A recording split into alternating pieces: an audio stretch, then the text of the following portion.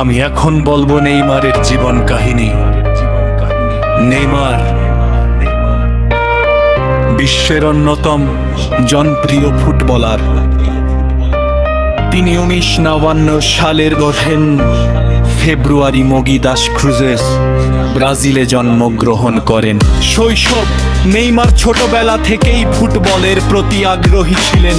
তার বাবা Neymar Santos নিজেও একজন ফুটবলার ছিলেন এবং ছেলেকে প্রশিক্ষণ দিতে গুরুত্বপূর্ণ ভূমিকা পালন করেন। ক্লাব ক্যারিয়ার সান্তোসে উত্থান। নেইমার কিশোর বয়সেই সান্তোস এফসি এর একাডেমিতে যোগ দেন।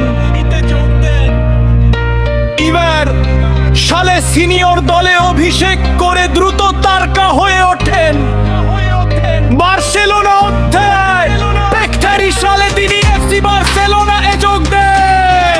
পিএসজিতে রেকর্ড ট্রান্সফার সালে তিনি প্যারিস সেন্ট জার্মেন এফসি এ যোগ দেন। এই ট্রান্সফারটি দীর্ঘ সময় বিশ্বের সবচেয়ে ব্যয়বহুল ফুটবল ট্রান্সফার হিসেবে পরিচিত ছিল। পরবর্তী সময় পরে তিনি আল হিলাল এফসি এ খেলেন এবং এরপর আবার সান্তোস এফসি এ ফিরে আসেন। জাতীয় দলের ক্যারিয়ার ব্রাজিল ন্যাশনাল ফুটবল টিমের হয়ে নেইমার বহু আন্তর্জাতিক ম্যাচ খেলেছেন। তিনি ব্রাজিলের অন্যতম সর্বোচ্চ গোলদাতা হিসেবে পরিচিত। পর্তুগাল সেই ব্রাজিলকে স্বর্ণ পদক জিততে সাহায্য করে। খেলার ধরন নেইমার তার অসাধারণ ড্রিবলিং, গতি, সৃজনশীলতা এবং গোল করার দক্ষতার জন্য বিখ্যাত। মাঠে তার কৌশলী ফুটবল ও চমৎকার স্কিল বিশ্বজুড়ে ভক্তদের মুগ্ধ করেছে। ব্যক্তিগত জীবন নেইমারের একটি ছেলে রয়েছে যার নাম দেবী লুকা।